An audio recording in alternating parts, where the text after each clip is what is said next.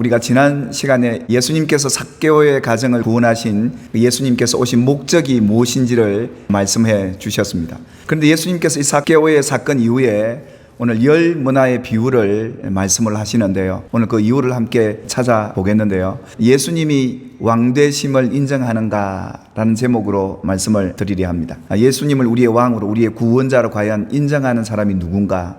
예수를 믿는다고 하는데도, 하나님을 믿는다고 하는데도 예수님을 왕으로, 구원자로 인정하지 않는 사람들이 있었습니다. 그래서 예수님께서는 이 두 부류의 사람들을 놓고 이 10문화의 비유를 말씀해 주셨던 것이죠. 그분을 왕으로, 그분을 우리의 구원자로 믿고 인정하는 사람이 과연 누구이며, 또 반면에 그분을 왕으로, 또 그분을 우리의 구원자로 인정하지 못하는 사람들이 누구인지를 함께 살펴보면서 오늘 그 인정하는 믿음의 자리에 서서 확인할 수 있는 시간을 갖게 되기를 주님의 이름으로 축복합니다.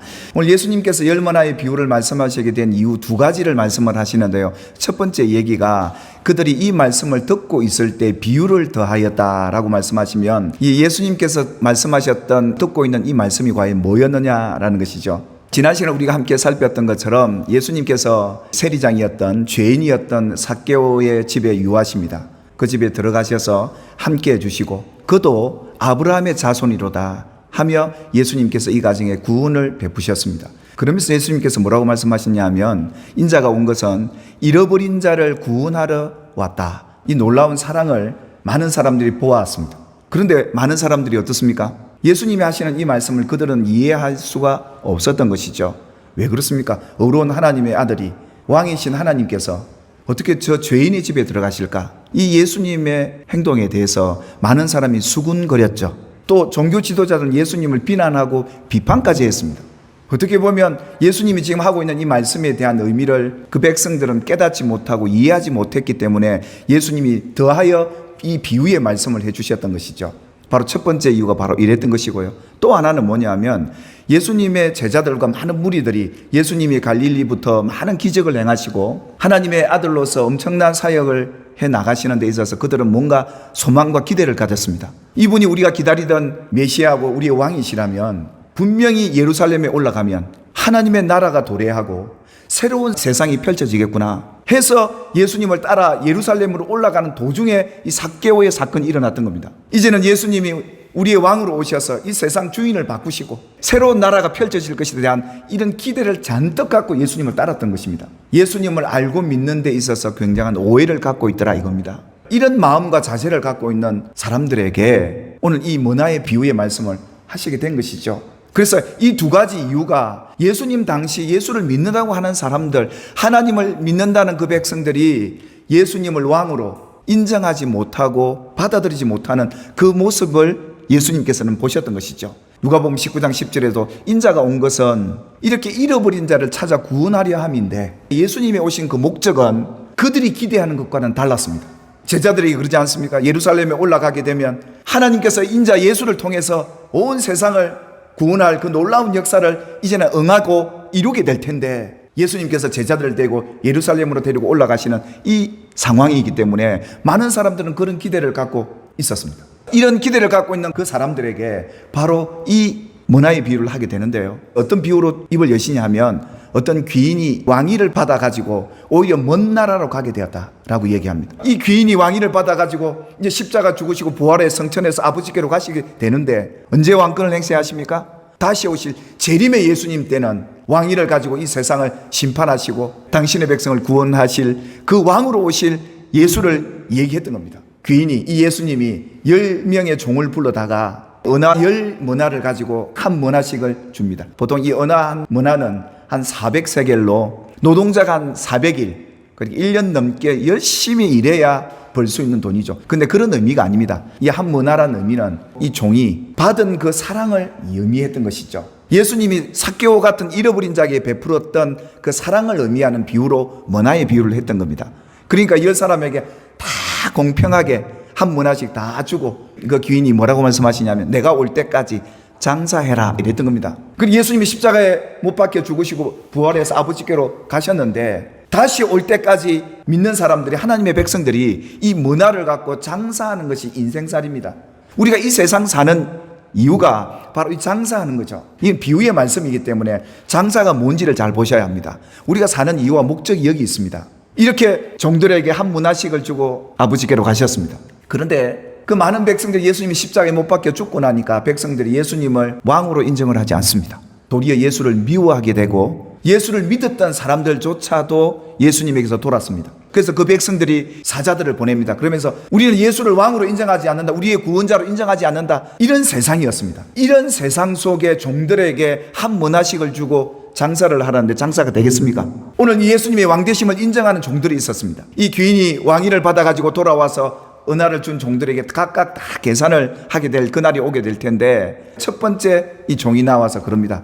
주인이여, 당신이 나에게 한 문화를 맡겼는데 장사해서 이렇게 10문화를 남겨서 당신에게 다시 돌려드립니다. 주인이 얼마나 기뻤던지요. 10골 받을 권세를 허락하면서 그에게 칭찬을 하게 되죠. 그런데 오늘 이 세 번째 등장하는 사람이 문제가 생겼습니다. 이 사람이 주인이 준 한 문화를 가지고 수건에 딱 싸두고 자기만 가진 것으로 받은 것에 만족하고 살았던 그런 사람이죠. 왕의 평가는 뭐였을까요? 네가 만일에 내가 엄한 사람인 줄 알고 두지 않은 것을 취하고 심지 않는 것을 거두는 그런 하나님인 줄 알았더라면 내가 너에게 이렇게 심판한다. 이 한 문화를 가지고 다른 사람이 장사할 수 있도록 은행에라도 맡겨뒀더라면, 그러니까 자기가 갖고 있는 거로 만족하고 자기가 받은 그 사랑으로만 만족하고 있는 이 사람들 말이죠. 이 한 문화를 가진 예수 믿는 사람 보십시오. 내가 받은 사랑 자기만 간직하는 거예요. 하나님께 받은 은혜 자기만 수군에 싸두고 사는 거예요. 그러니까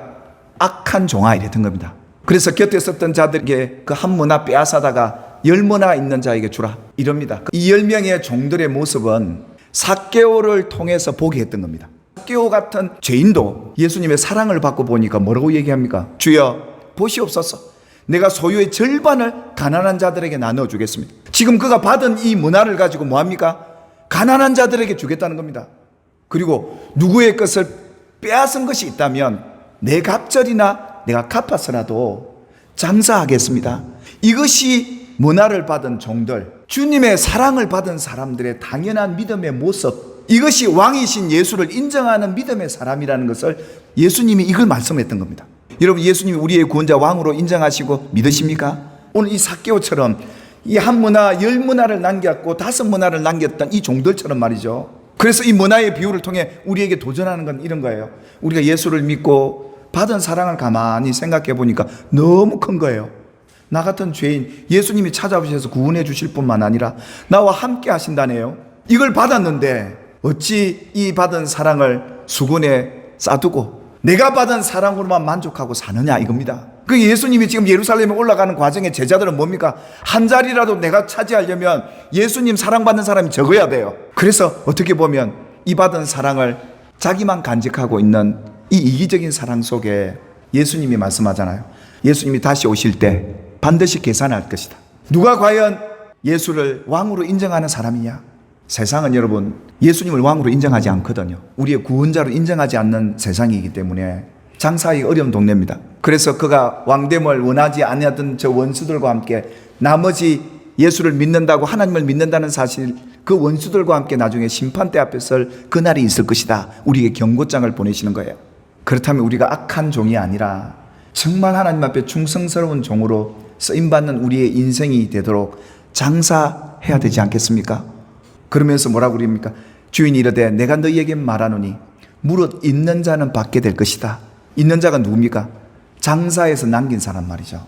오늘 이 문화의 장사의 의미가 뭘까요? 예수님이 삭개오에게 베풀어준 사랑이었습니다. 아무도 불러주지 않는 이름 삭개오. 근데 예수님이 그 이름을 부릅니다. 우리가 예수님의 사랑을 받은 한 문화를 받은 종이라면 우리가 그의 이름을 불러줄 수 있는 사람, 이 사람이 바로 있는 자 아니겠습니까? 장사하는 사람 아니겠습니까? 그리고 뭐라고 그럽니까? 너희 집에 유하여야 되겠다. 정말 우리 예수 믿는 우리 예수를 왕으로 인정하는 우리는요, 그 죄인의 이름도 불러주고 그와 함께 유할 수 있는 예수님의 사랑을 받은 우리가, 이것이 바로 장사의 시작이었습니다. 오늘 이 예수님의 사랑을 실천하는 것이 교회입니다. 저는 우리 교회 성도들이 이 사랑 갖고 있는 줄 믿습니다. 그리고 성도들이 어떤 삭개오 같은 사람이 올지라도 그의 이름을 불러주고 그를 위해 기도해주고 그 집에 찾아 신방도 해주고 내가 받는 하나님의 사랑받는 사람이다. 사랑한다. 축복한다. 이게 장사란 말이에요. 만약 예수님 사랑이 없었다면 저와 여러분도 삭개오와 다 동일한 인물들 아닙니까? 죄인들 아닙니까? 값없는 이 예수님의 사랑을 우리가 받게 되었기에 예수님께서 이 문화를 통해 그 종들에게 받은 사랑 너희가 어떻게 장사하고 살아갈 것인가? 나중에 우리 인생 다 마치고 하나님 앞에 결산할 때 여러분들은 오른편에 열고울 맡을 여러분이 되시기를 주님의 이름으로 축복합니다. 주님의 사랑 받았다면 그냥 혼자 간직하고 혼자 싸매어 두지 말고 이 문화를 밖에 갖고 나가서 장사함으로 남깁시다. 우리 인생 남긴 것 갖고 아버지 앞에 마지막에 설 텐데 하나님이 기뻐하는 주의 백성으로 이 땅을 살아가게 되기를 무릇 있는 자로 더 받아서 더 누리게 되는 저와 여러분이 후손이 되기를 주님의 이름으로 축복합니다. 기도하겠습니다. 살아계신 하나님, 오늘도 우리를 이렇게 사랑하시되 삭개오처럼 우리가 그분을 먼저 찾은 것도 아니고 회개하고 주님 앞에 섰던 것도 아닌 우리를 잃어버린 하나님의 자녀라고 택한 백성이라고 값없이 우리에게 베푸신 그 주님의 사랑, 우리를 위해 십자가에 죽기까지 하신 이 사랑을 우리가 받았사오니 어찌 이것을 우리가로 받은 것으로 나만 받은 것으로 만족하고 살겠나이까? 이제 우리 다시 한번 내게 맡겨주신 이 한 문화의 사명을 깨닫고 장사하라 하신 주님의 엄한 명령 우리가 받았사오니 이제 우리가 이 땅을 사는 동안 예수님이 삭개오를 이같이 사랑해 주셨던 것처럼 우리도 그 아름다운 사랑 이 땅에 남기며 살게 해 주시옵소서. 우리의 힘과 생각으로 되지 않습니다. 우리가 주님께 받은 그 놀라운 사랑 깨달아 알게 하시어서 예수님을 나의 왕 나의 구주로 인정한 이 아름다운 삭개오처럼 10문화 5문화 남긴 종들처럼 살아가게 해 주시옵소서. 예수님의 이름으로 간절히 기도 올리옵나이다. 아멘.